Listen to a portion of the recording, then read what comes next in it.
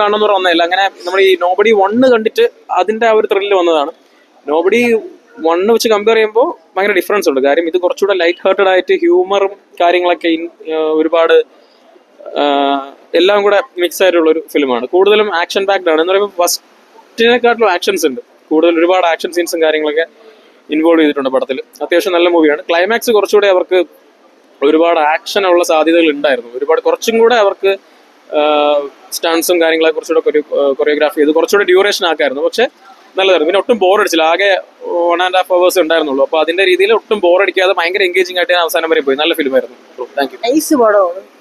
വയലൻസും ആക്ഷനൊക്കെ പൊളിയാണ്. ആ നടൻ നൈസായിട്ടൊക്കെ ഉണ്ട് ഇടയ്ക്കിടയ്ക്ക്. That actually works.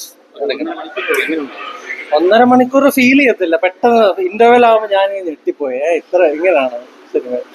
അപ്പൊ അത് കഴിഞ്ഞിട്ട് വന്നപ്പോഴും ആ സെയിം കണ്ടിന്യൂസ് അതേപോലെ കണ്ടിന്യൂ ചെയ്ത് തന്നെ നിലനിർത്തിയിട്ടുണ്ട്.